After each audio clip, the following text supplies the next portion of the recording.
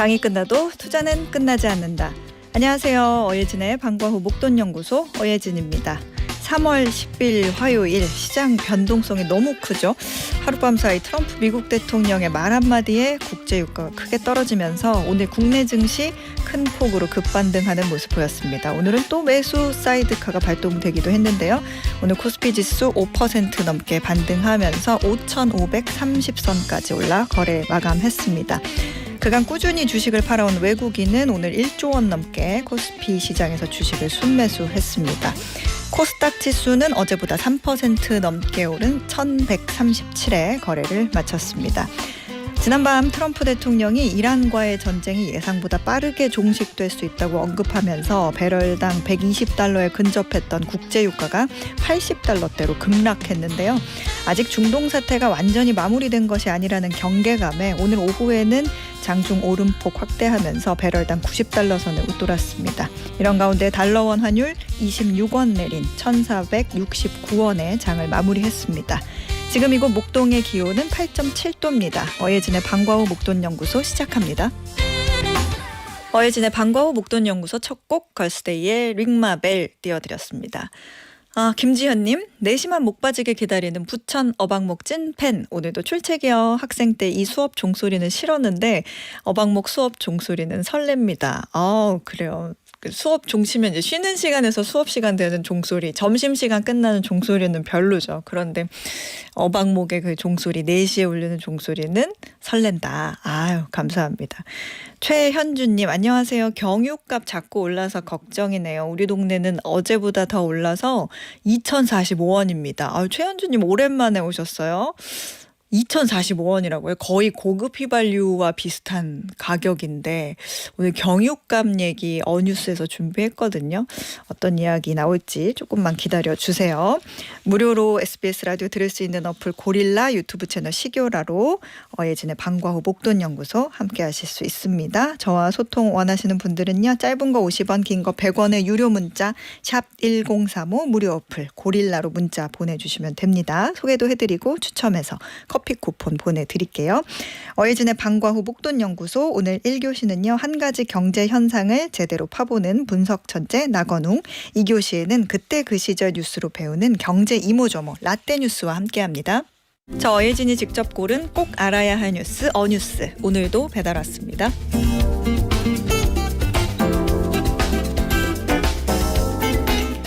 트럼프 대통령의 말 한마디에 하룻밤 사이 국제유가가 뚝 떨어졌지만 오늘도 동네 주유소 기름값은 기름 한 번 넣기 무서울 정도죠. 그런데 가격이 비싼 것도 모자라 최근 주유소에서 좀 희한한 풍경이 벌어지고 있습니다. 경유가 휘발유 가격을 앞지르는 가격 역전 현상이 나타난 건데요. 3월 10일 기준 휘발유 전국 평균 가격은 1,906원, 경유 가격은 이보다 24원 더 비싼 1,930원입니다. 동네 주유소 어딜 가도 이제는 디젤, 경유가 휘발유보다 더 비싼 상황이 벌어지고 있습니다. 보통 전쟁이 나면 경유가 휘발유보다 더 빨리 오르는 경향이 있긴 합니다. 경유는 화물 트럭이나 버스, 선박, 건설 장비 같은 산업 전반에 쓰이기 때문에 공급 부족으로 가격이 올라도 덜 쓰는 게 쉽지 않기 때문입니다. 게다가 전쟁에서 쓰는 장갑차나 군용 트럭, 전투 장비도 대부분 경유로 움직이거든요. 그러니 전쟁이 길어질수록 경유 수요는 더 늘어나겠죠. 문제는 공급을 쉽게 늘릴 수 없다는 점입니다. 원유는 정제하면 거기서 약 25%는 휘발유가 되고요.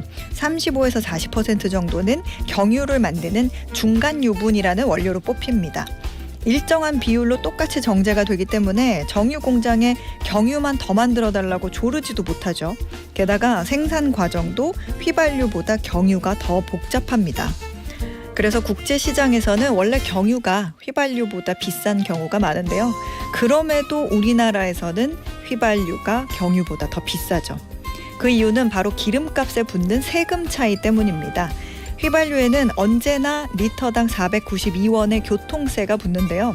경유는 337원 50전입니다. 150원 넘게 차이가 납니다. 이거는 과거의 인식에서 비롯된 건데요. 휘발유를 넣는 승용차를 일종의 사치로 봤기 때문입니다. 경유는 화물차나 농기계가 쓰는 서민 연료니까 세금을 좀 덜 매긴 거죠. 그런데 지금처럼 전쟁 여파로 경유 가격이 급등하면서 가격이 세금 차이를 넘어선 겁니다. 밤사이 뚝 떨어진 유가가 다시 국내에 반영될 때까지는 한동안 일반 휘발유가 경유보다 더 저렴해지는 기름값 하극상이 좀 더 이어질 것 같은데요. 당분간은 우리 오피넷 어플을 열심히 뒤져서 주변에 가장 싼 주유소를 잘 찾아봐야 할 것 같습니다. 이상 어뉴스였습니다.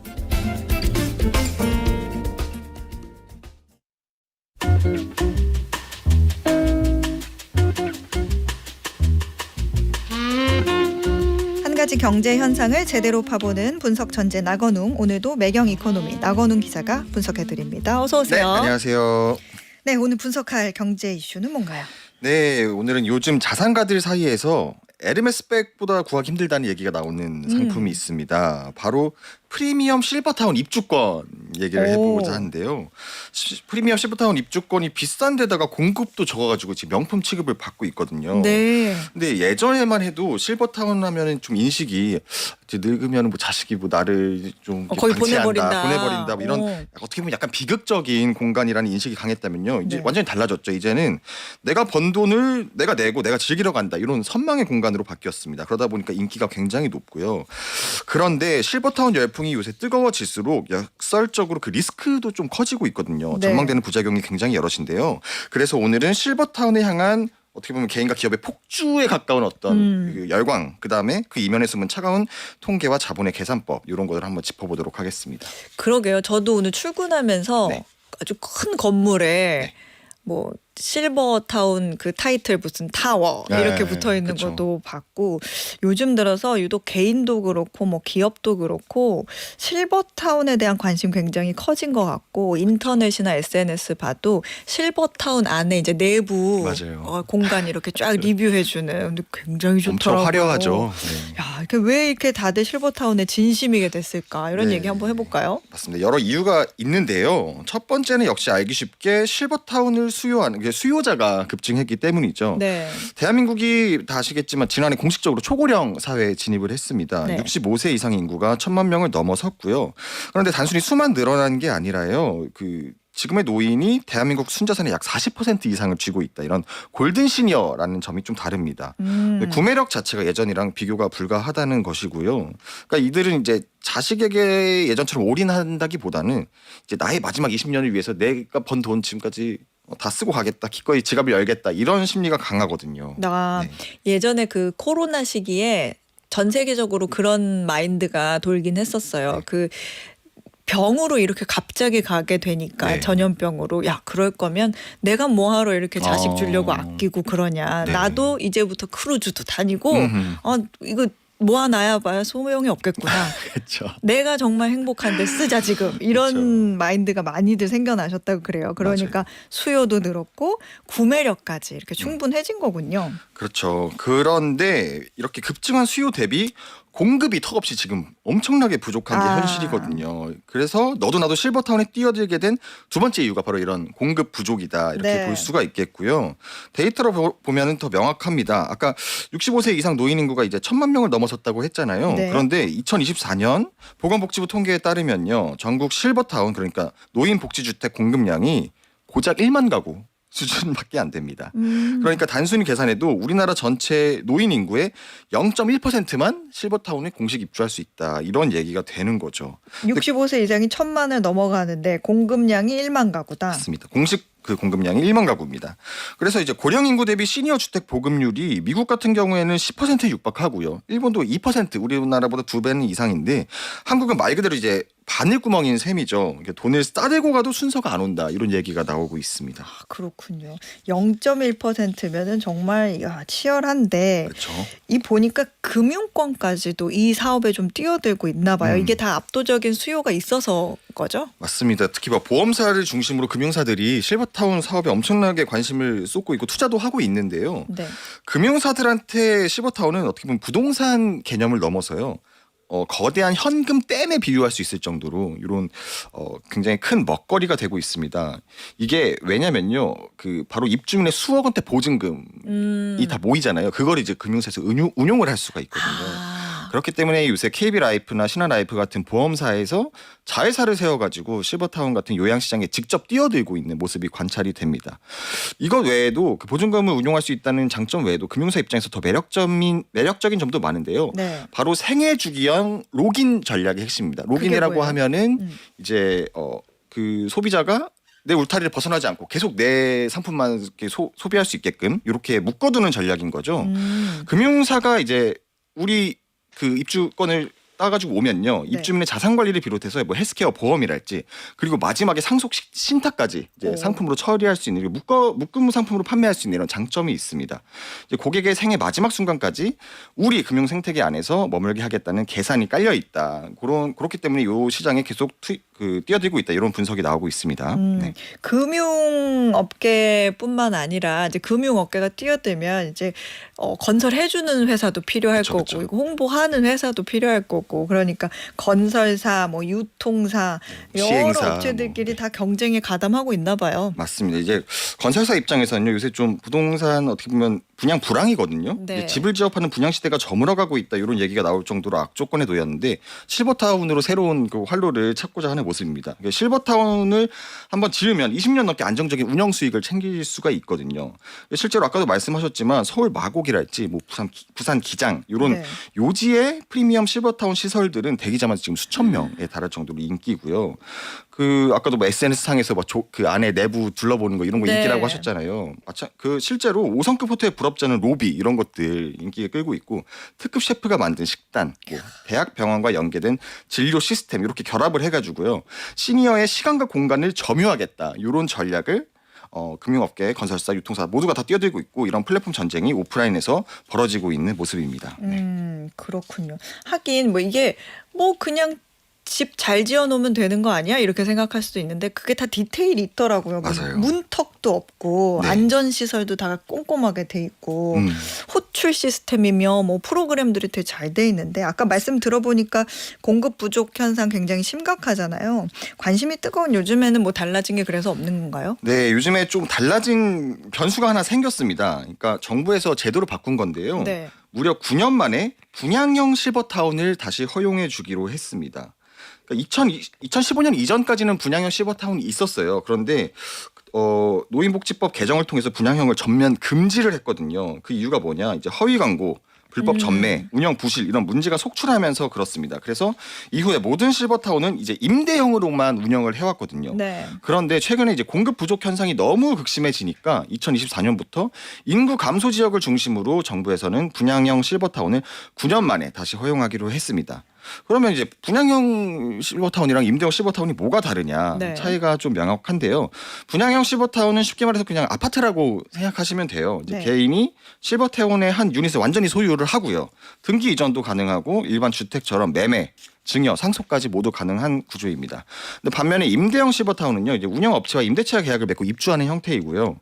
소유권은 기업, 그러니까 운영사에 있고, 이제 거주자는 일정 기간 거주할 수 있는 입주권을 가지는 형태이죠. 그렇군요. 뭐 실버타운이 그래서 앞으로 되게 잘 될 것 같고 이 산업이 정말 유망하구나, 네. 이런 생각이 드는 거는 뭐 우리도 할 수가 있긴 한데, 네. 사업자 입장에서는 구체적으로 어떤 부분들이 이게 참 가능성이 있구나, 호재구나라고 생각해요? 네, 그 아까 말씀드린 그 분양형 실버타운을 다시 재허용하기로 했잖아요. 네. 요것 자체가 사업자 입장에서는 굉장히 호재입니다. 왜냐면요, 이게 달라지면서 자금 회수 속도가 굉장히 빨라질 수가 있거든요. 그러니까 그동안 임대만 가능했을 때는 투자금 회수에 수십 년이 걸릴 수도 있습니다. 왜냐하면 계속 뭐 10년, 20년 계속 돈을 받아야 되잖아요. 네. 그러니까 자금 회수가 안 되니까 기업들이 몸을 사렸었거든요. 근데 이제는 분양에 성공하면은 즉시 자금 회수가 이제 가능한 형태죠. 이제 분양하면 이제 끝이니까요. 그래서 이제 정부가 인구 감소 지역을 중심으로 다시 분양형을 허용한 이유도 기업들에게 자금 회수 속도를 높여줄 테니까 이제 좀 실버타운 부족한 물량을 쏟아내라, 이런 신호를 보내는 거 아니냐, 이런 해석을 할 수가 있겠습니다. 그렇군요. 실버타운 속도전이 좀 벌어질 수 있을 것 같은데, 뭐든지 이렇게 뭔가 너무 빠르게 진행이 되면 항상 부작용이 있기 마련인데 어떤 리스크나 이런 건 없을까요? 맞습니다. 그 2015년에 그 분양형 실버타운을 전면 금지한 이유도 여러 리스크가 많이 발생했었기 때문이거든요. 네. 지금도 이제 분양형 실버타운 재허용을 중심으로 한번 살펴보면요, 법체계 충돌이 지금 좀 논란이 되고 있습니다. 그러니까 현재 노인복지법에서는요 실버타운을 임대를 해야 된다. 그 임대 의무를 명시하고 있거든요. 그런데 상위법인 노인복지법에서는 그 실버타운 임대만 하라고 하는데 정부가 시행령으로 분양을 허용을 하겠다라는 거거든요. 그러면 네. 나중에 이제 운영 부실이나 소유권 분쟁이 터졌을 때 입주자들이 법적 보호를 받기가 어려워진 겁니다. 물론 나중에는 다 시행령도 정비하고 상위법도 정비를 하면은 뭐 다 문제가 사라지겠지만 지금 상황에서는 이제 사각지대가 엄연히 존재를 한다는 거죠. 그러니까 조심을 하셔야 된다 이런 얘기고요. 상위법부터 개정하지 않으면은 과거 2015년에 왜 분양형이 폐지됐었는지 그 부실 사태의 역사를 반복할 수 있는 리스크가 분명히 큽니다. 당시에는 이제 운영사나 건설사 입장에서 분양하고 나면 땡이다. 네. 그러니까 관리가 부실하다 이런 문제가 지적이 됐었거든요. 그렇군요. 이렇게 쭉 보면 해외 사례 같은 것도 보면 뭐 벌써 미국이나 일본은 사실 실버타운 뭐 이런 시니어 주택 이런 거를 부동산 산업이라고 보기보다는 이제 서비스 산업이라고 맞아요. 보는 것 같기는 해요. 워낙 갖다 붙일 수 있는 게 많습니다. 뭐 식단도 있을 것이고 맞아요. 레저도 있을 것이고 보험 헬스케어도 있을 것이고 굉장히 다양하거든요. 그렇죠. 이제 하나의 또 타운이 될 수도 맞아요. 있고. 플랫폼에 가깝습니다. 네, 근데 또 관심이 있는 분들은 그러면서도 요즘에 뭐 사기 분양 뭐 이런 것들도 맞아요. 많다 보니까 네. 굉장히 걱정하시는 부분도 있거든요. 맞아요. 그래서 개인 입장에서 실버타운을 좀 고르거나 뭐 입주를 결정할 때 네. 주의해야 할 점은 없을까요? 네, 제가 여러 뭐 업계 관계자나 전문가분들에게 여쭤본 결과 이런 거를 중요시해야 된다. 그러니까 화려한 조감도나 겉모습보다는 실버타운 안에 이제 직원의 전문성, 그다음에 운영사의 뭐 경험 그리고 경영 철학 이런 것들을 여러 가지 다방면으로 잘 고려해서 신중하게 선택해야 한다는 조언이 많습니다. 특히나 운영사가 중간에 바뀌거나 이제 네. 경영 악화로 서비스 질이 떨어지면은 그 화려했던 시설이 순식간에 차가운 감옥이 될 수 있다 이런 얘기가 나오고 있고요. 그래서 대기업 간판보다는 그들이 실제 케어 서비스를 해온 업력을 뜯어보셔야 된다. 뭐 이런 얘기를 하셨었고요. 또 조심해야 될 점이 이제 입주 보증금 보호 문제입니다. 네. 이제 실버타운 보증금은 일반 전세금과 뭐 법적이나 이런 제도적으로 성격이 굉장히 다르거든요. 그러니까 절대 액수 자체는 10억 원이 훌쩍 넘을 만큼 굉장히 큰데 이제 운영사가 파산할 경우에 보증금을 온전히 돌려받지 못하는 이런 사각지대가 여전히 존재를 하고요. 그래서 이제 입주 전에는 그 운영사의 재무 건전성을 체크를 하고요. 뭐 신탁 방식 등을 통해서 법률적으로 보증금이 보호받는 장치가 있는지 이런 거를 확인하는 절차가 필수라고 할 수 있겠습니다. 김은나님께서 실버타운으로도 이제 계급이 나뉠 것 같네요. 이런 말씀 해주셨는데 진짜 보증금이 정말 수억대 뭐 몇십억대 이렇게 하는 실버타운도 있기는 하더라고요. 10억, 20억 이렇게 합니다. 네, 그러다 보니까 그런 말씀도 일리가 있을 것 같아요. 실버타운 입주 이후에 아까 말씀하신 것 중에 뭐 자산 승계 이런 얘기도 하셨는데 네. 그 관점에서 봤을 때 좀 주의해야 될 게 있나요? 맞습니다. 이제 실버타운 입주는 이제 단순히 집을 옮기는 것 그 이상의 의미를 지닐 수가 있습니다. 왜냐면요, 그 거액의 보증금이 사후 상속세를 계산할 때 어떻게 처리되는지 또는 이제 입주 후 인지 능력이라고 하는데 이 입주 후 인지 능력이 네. 인지 능력이 저하될 수 있잖아요. 왜냐하면 네네. 고령이신 분이니까 이때 이 실버타운 입주권이나 이런 자산 관리를 누가 할지를 미리 정해둬야 된다 이런 조언이 나오고 있고요. 그래서 이제 이때 사용하실 수 있는 제도들이 이제 성년 후견 제도나 이제 유언 대용 신탁 요 같은 장치를 병행하지 않으면은 평안하기 위해 살기 위해서 들어간 실버타운 이런 게 가족 간의 분쟁으로 얼룩질 수 있는 이런 리스크가 분명히 있다고 말씀드릴 수가 있겠습니다. 네. 이제 앞으로의 우리도 이제 노인이 될 테고 나이가 들어가면서 근데 앞으로의 고령화되는 사람들은 사실은 완전히 또 다른 세대일 수도 있어요. 기본적으로 이제 베이비 부머 세대부터 해도 교육 수준이 굉장히 높기 때문에 맞습니다. 그 실버타운, 뭐 고령화 주택 이런 것도 그냥 우리가 생각하는 그냥 좀 편의 시설 정도가 아니라 네. 굉장히 다양한 프로그램이나 식사부터 케어까지 완벽하게 되어 있는 단순 병원 요양시설이 아닐 것 같은데 그래서 국내 실버타운 시장이 앞으로 굉장히 커질 것처럼 생각이 되는데 네. 이런 프리미엄 쏠림 현상에 대한 우려 나오지 않을까. 우리 아까도 잠깐 얘기했지만. 네, 아까 청취자분이 말씀하신 대로 또 특히나 한국 뭐 계급 이렇게 나누는 거 좀 네. 좋아하는 편인데 지금 워낙 이제 공급이 부족하다 보니까 양극화 추세가 극명합니다. 현재 시장은요, 그 보증금 5억 원에서 뭐 많게는 15억 원짜리 야. 월 생활비로 따지면 많게 뭐 700만 원이 넘는 이런 상위 1%용 초고가 호텔형 실버타운이 있고요. 반면에는 이제 정부 보조금만으로만 운영되는 저소득층용 요양시설로 완전히 둘로 이제 양극화가 돼 있거든요.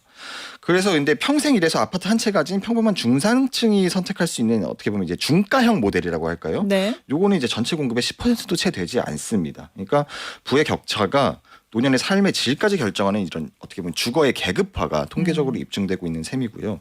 말씀하신 대로 초고령 사회다 보니까 앞으로 더더욱 실버타운이 뭐 개인 기업 나아가 사회 전체에 미칠 영향이 적지가 않을 거거든요. 네. 그래서 지금 정부는 공급이 당장 부족하다 보니까 규제를 좀 완화하고 있는데요. 이제 이런 당근만 줄 게 아니라 일정 비율 이상을 중산층용 물량으로 좀 배정을 해야 된다. 이래서 다수 국민이 좀 노후를 더 편안히 보낼 수 있게 이런 사회적으로 좀 보장하는 시스템을 마련해야 되지 않냐. 뭐 이런 얘기들도 나오고 있습니다. 네, 오늘은 실버타운 이야기 한번 해봤습니다. 지금까지 매경 이코노미 나건웅 기자였습니다. 고맙습니다. 네, 감사합니다. 네, 저희는 에일리의 보여줄게 듣고 2교시로 돌아올게요. 매주 월요일부터 금요일 오후 4시부터 5시까지 경제에 관한 모든 것을 충전하는 시간입니다. SBS 라디오 어예진의 방과후 목돈연구소와 함께하고 계십니다. 고윤덕님께서 채소값 너무 올랐어요. 전쟁 탓인가? 비닐하우스에서 나오는 채소들 가격도 올랐어요 해주셨네요. 비닐하우스에서 나오는 채소들 가격이 올랐다고 하면 아무래도 이제 아직 춥다 보니까 저녁 때는 그래도 하우스 안에 온도를 맞춰주려면 또 에너지 써야 되잖아요. 그러다 보니까 이제 기름값 뭐 등유 이런 거 쓰나요? 중유? 그런 것 때문에 이제 하우스 비용이 올라가다 보니 채소들 가격을 조금 올린 게 아닌가 그런 생각이 드네요. 아, 채소들 가격까지 이렇게 여파가 미치네요. 정정숙님 퇴근 배달 음식 추천 좀 해주세요 하셨는데 배달 음식 추천 저는 항상 배고파서 배달 어플 켜면 또 막상 먹고 싶은 게 없어져서 배달 음식 지금 생각나는 거는 오늘은 좀 건강한 거 드셨으면 좋겠는데 그런 거 없나요? 뭐 곤드레밥 막 이런 거 없나요? 그 돼지 불백 같이 해가지고 뭐 그냥 저는 생각나는 게 그런 정도. 안기영님 안녕하세요. 오늘 날이 좋아서 자전거 타고 청계천 달리다 왔네요. 이제 야외 운동 시작해 보려고요.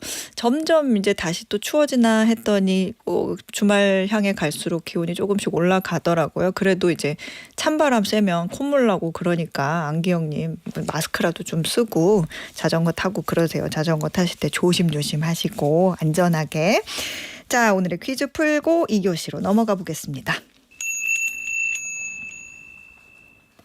한국 야구 대표팀이 기적을 만들어냈습니다. 어제 열린 호주와의 경기에서 7대2로 승리하면서 무려 17년 만에 이 대회 8강 결선 라운드 진출에 성공한 건데요.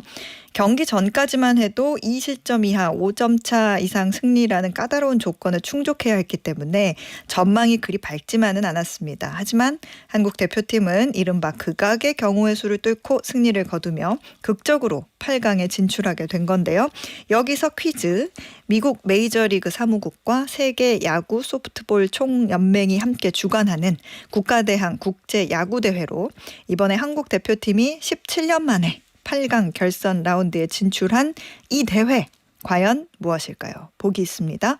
1번 MLB, 2번 WBC, 3번 NBA. 힌트는요. 월드 베이스볼 클래식의 야거입니다. 정답 아시는 분들은 단문 50원, 장문 100원에 유료 문자 샵 1035나 무료 어플 고릴라로 보내주세요. 당첨되신 분들 중에 추첨해서 편의점 상품권 보내드립니다.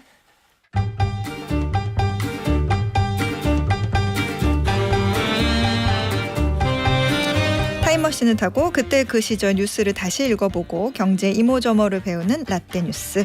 오늘도 한국경제신문 임현우 기자 나왔습니다. 어서 오세요. 네, 안녕하세요. 오늘은 몇 년 전 뉴스 한번 볼까요? 네, 4년 전으로 가보겠습니다. 2022년 3월 3일 국민일보 기사고요. 제목은 주유소들 유가 오르면 더 올리고 내리면 덜 내렸다입니다. 네, 어떤 내용인지 한번 볼까요?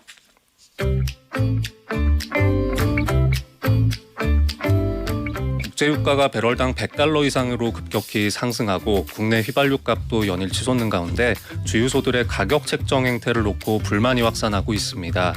소비자들은 주유소들이 가격 인하 요인이 있을 땐 덜 내리고 인상 요인이 있을 땐 더 올린다고 주장하고 있습니다. 시민단체 에너지석유 감시단이 공개한 자료에 따르면 국내 주유소들은 실제로 이 같은 행태가 의심되는 가격 책정을 하고 있습니다. 가령 작년 11월 정부가 유류세를 20% 인하했지만 시행 첫날 1원도 내리지 않은 주유소가 전체의 66%를 차지했습니다. 한 달이 지나서도 유류세 인하분을 온전히 반영한 곳은 41%에 불과했습니다. 당시 주유소들은 선입선출 방식으로 판매하는 만큼 유류세 인하 전 구매한 비싼 기름을 소진해야 싸게 팔 수 있다고 했습니다. 하지만 인상 요인이 있을 땐 즉각 올렸습니다. 최근 한 달간 국제 휘발유 가격은 리터당 68원 뛰었지만 국내 주유소는 72원을 인상했습니다. 정유사들은 가맹주유소는 개인 사업자인 만큼 통제가 어렵다고 설명합니다. 항상 느끼는 거지만 뉴스는 반복이에요. 맞습니다. 네, 마치 엊그저께 나온 뉴스처럼 느껴지는 이 느낌적인 느낌. 네.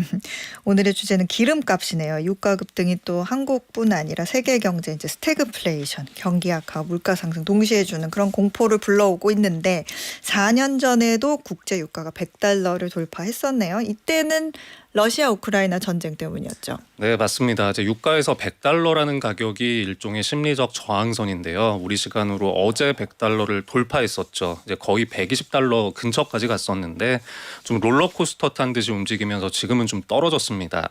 현재는 서부 텍사스산 원유는 배럴당 $88, 브렌트유는 $92 선을 기록하고 있습니다. 또 오늘 국내 주유소 평균 가격은 휘발유가 리터당 1,906원, 경유가 1,931원 하고 있습니다. 이제 아무래도 이제 세 자릿수가 되면은 사람들이 느끼는 이제 부담이 좀 있다고 생각이 들어보니까 일종의 경계선으로 느끼는 건데 뉴스 요즘에 보면은 유가 얘기 정말 많아요. 근데 보면 국제 유가 얘기를 하는데 어떤 데는 WTI 얘기를 하고 뭐 브렌트유도 있고 뭐 두바이유도 있고 WTI는 또 서부 텍사스산 원유라고 하잖아요.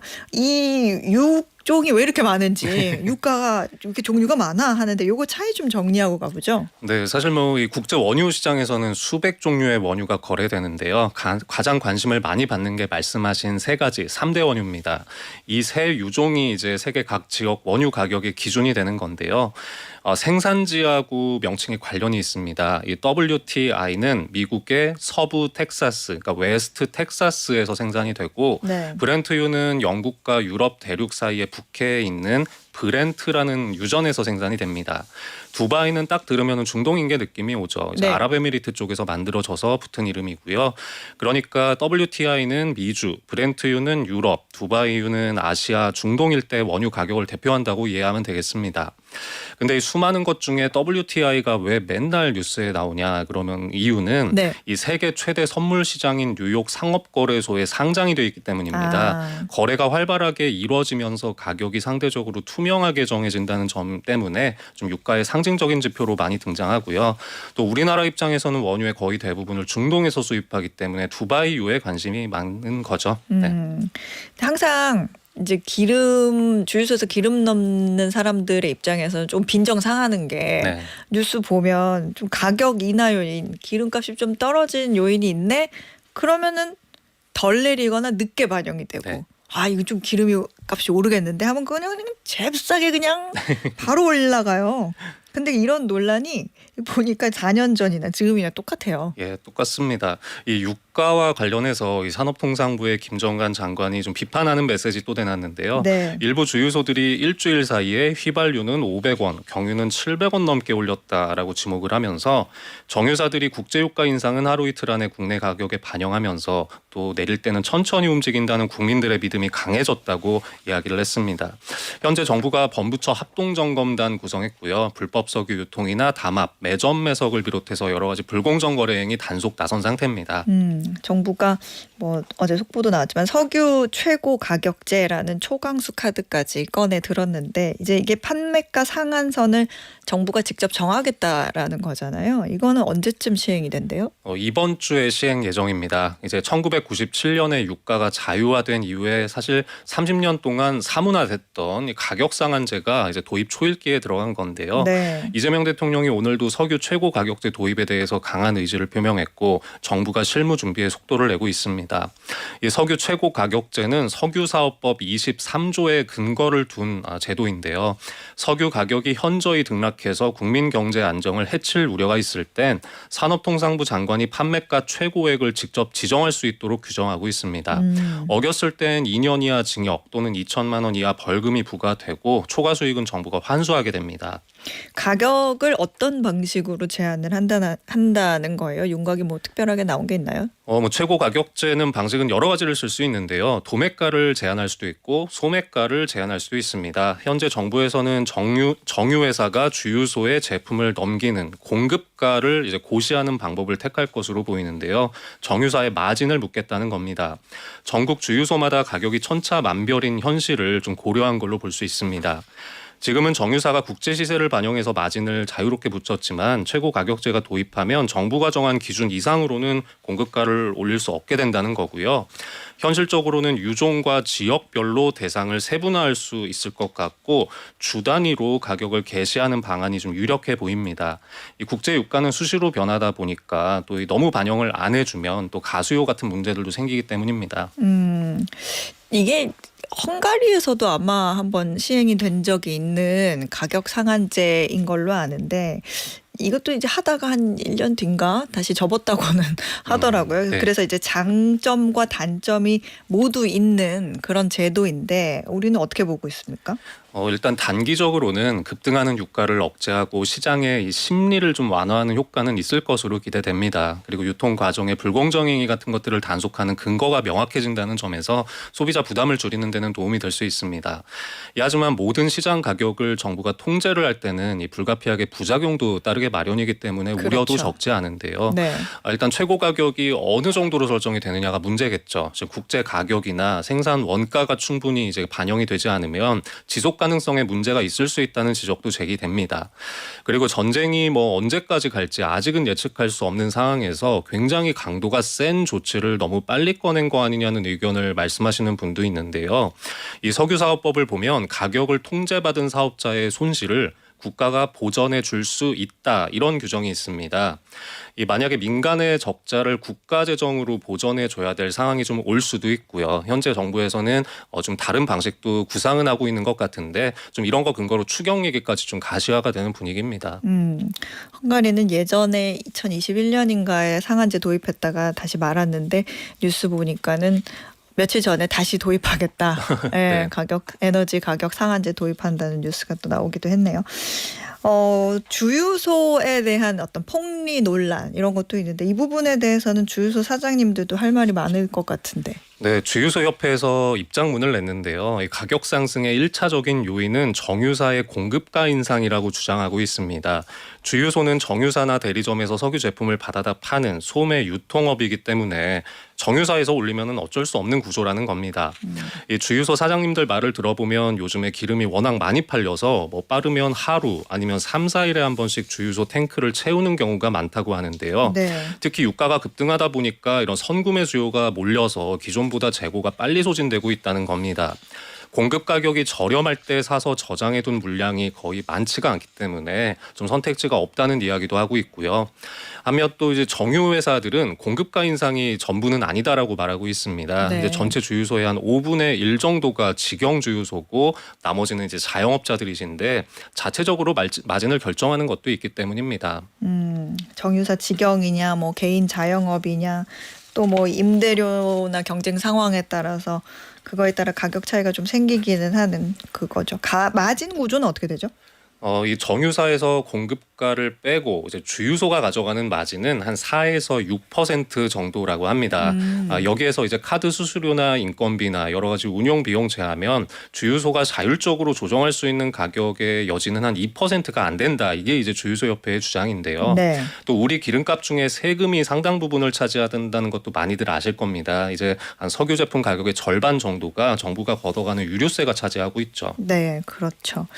이재명 대통령이 어제 그래서 유류세 인하폭 확대 조치, 유류 소비자에 대한 직접 지원 조치 등 유가 상승에 따른 경제 주체들의 부담을 좀 완화해주는 방안에 대해서 폭넓게 세밀하게 검토해 보겠다. 그걸 지시를 했다. 이런 뉴스가 나왔죠. 유류세 인하 논의는 어떻게 됐어요?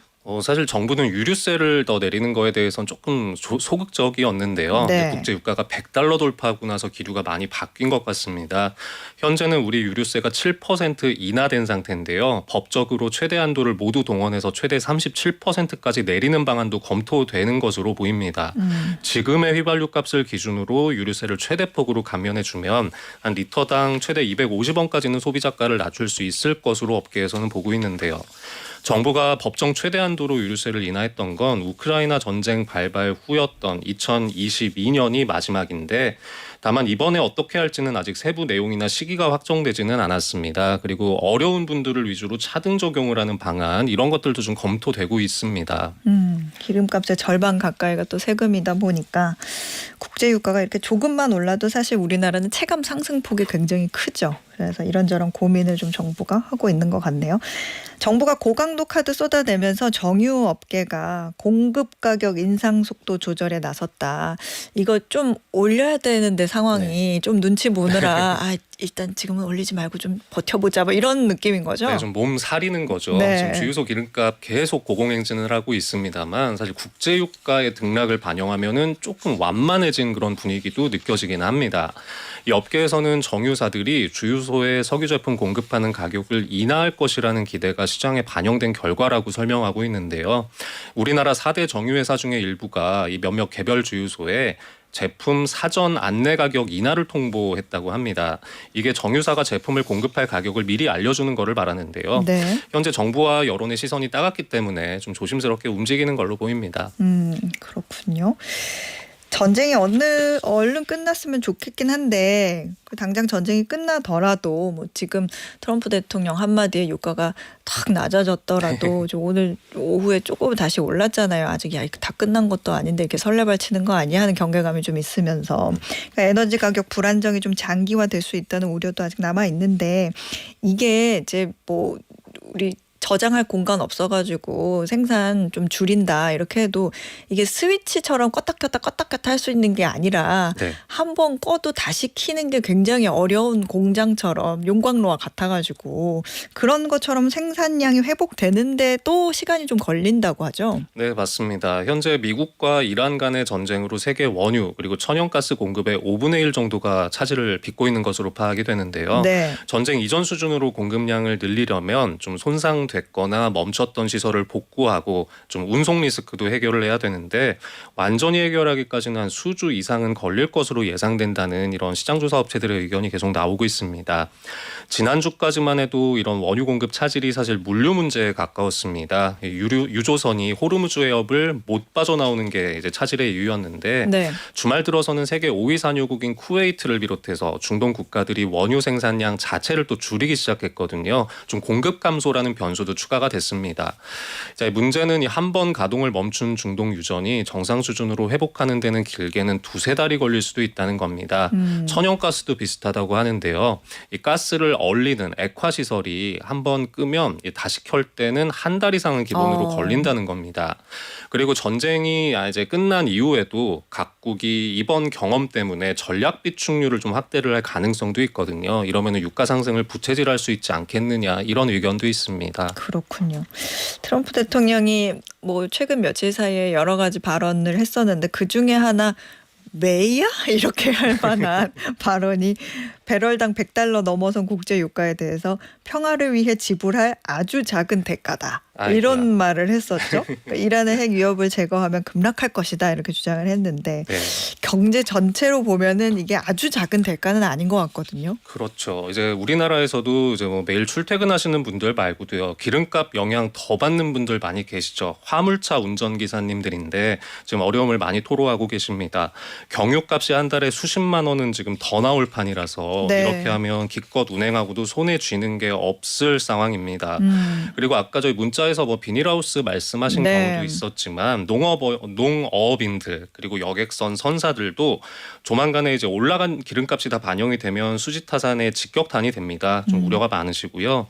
현대경제연구원 보고서를 보니까 유가가 배럴당 $150를 넘어가는 아주 비관적인 시나리오를 상정했을 때 소비자 물가는 2.9%포인트가 올라가고요. 경제성장 성장률은 0.8%포인트까지 내려갈 수 있다고 예측하기도 했습니다.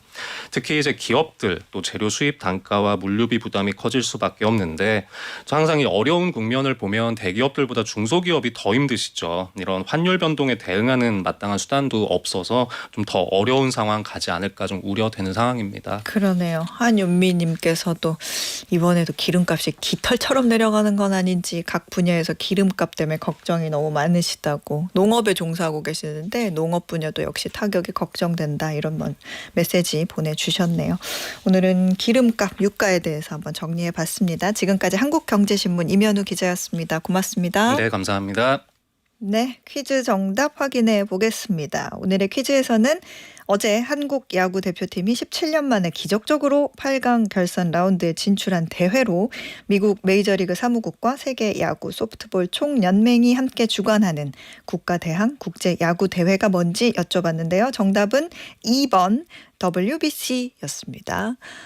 정답 맞추신 세 분은요. 17년 만에 8강 진출 축하합니다. 대한민국 야구 화이팅 하세요 라고 보내주신 김경태님, 그리고 어제 호주 경기 보고 완전 흥분했었어요. 어쩜 그렇게 극적인 승을 가져올 수 있었는지 아직도 설레임에 가슴이 두근두근, 우리 선수들 가는 김에 4강까지 가봅시다 라고 해주신 이수현님, 그리고 어제 남편 방방 뛰고 소리 지르고 원맨쇼에서 너무 웃겼어요 라고 보내주신 전은숙님. 또 좋은 일로 이렇게 방방 뛰면 저도 같이 보는 사람도 덩달아 기분 좋잖아요. 이렇게 전은숙님, 이수연님, 김경태님 이렇게 세 분께 편의점 상품권 보내드리도록 하겠습니다. 어예진의 방과후 목돈연구소, 오늘 순서는요 박완규의 천년의 사랑 띄워드리면서 저는 물러가겠습니다. 내일도 세상 돌아가는 소식, 투자의 기본기 알고 싶다면 오후 4시 어예진의 방과후 목돈연구소로 놀러오세요.